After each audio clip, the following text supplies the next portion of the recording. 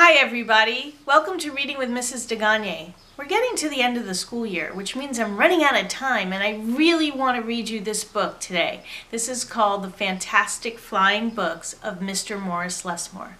It's by William Joyce. It's one of my absolute favorite stories. It's about books, it's about libraries, it's about reading and stories, and it always makes me think of my mom, who really showed me the love of reading. So I really am so happy that I got to share this with you today. Okay, let's look at the fantastic flying books of Mr. Morris Lessmore. Morris Lessmore loved words. He loved stories. He loved books. His life was a book of his own writing, one orderly page after another.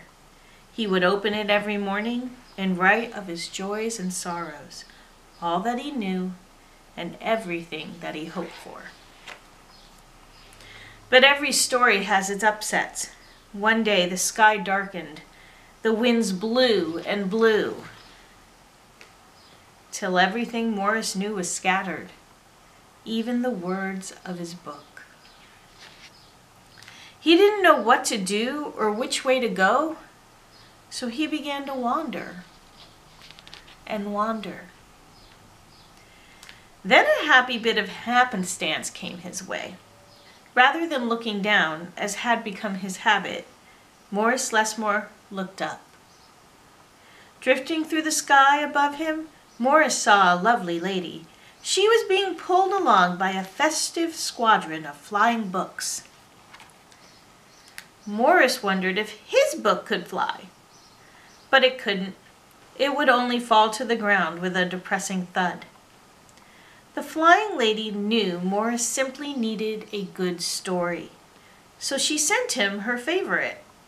The book was an amiable fellow and urged Morris to follow him.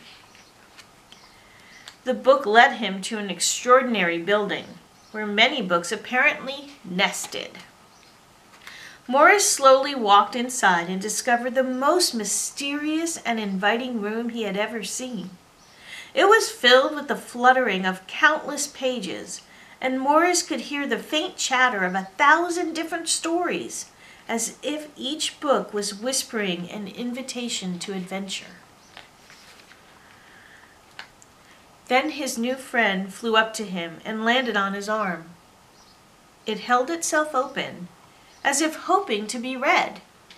The room rustled to life, and so Morris's life among the books began.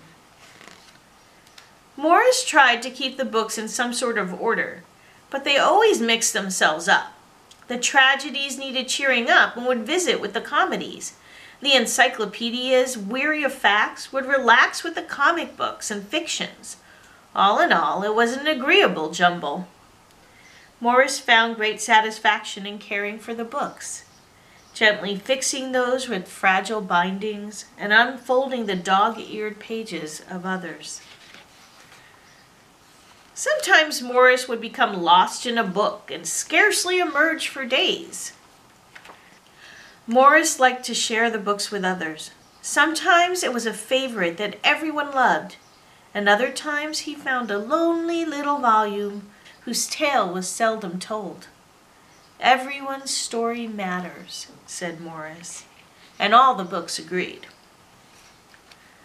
At night, after all the stories that needed telling had been told, and everyone had settled down to their proper places on the shelves, the great big dictionary would get in the last word. Z. It was then that Morris Lessmore would once again write in his own book. He wrote of his joys and sorrows, of all that he knew, and everything that he hoped for. The days passed, so did the months, and then years, and years. And Morris Lessmore became stooped and crinkly. But the books never changed. Their stories stayed the same. Now his old friends took care of him the way he had once cared for them. and they read themselves to him every night. Then one day, he filled the last page in his book.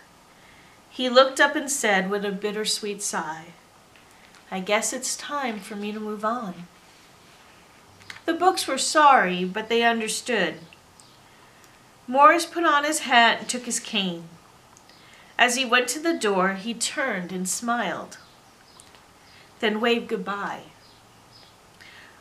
"I'll carry you all in here," he said, and pointed to his heart. The books waved their pages, and Morris Lessmore flew away. And as he flew, he changed back to the way he'd been that long ago day when they'd all first met. The books were quiet for a while. Then they noticed that Morris Lessmore had left something behind. "It's his book," said his oldest friend. Inside was Morris's story, all of his joys and sorrows, all that he knew and everything that he hoped for. Then the books heard a small, expectant sound. There in the doorway was a little girl. She looked around with wonder. Then something fantastic happened. Morris Lessmore's book flew up to her and opened its pages. The girl began to read. And so our story ends as it began, with the opening of a book. Thanks for letting me share this book with you today. This story means a lot to me. I hope over the summer you read lots. Maybe you write lots. Please share what you read and write with others, because everyone has a story and everyone's story matters. See you next time on Reading with Mrs. DeGagne. Bye.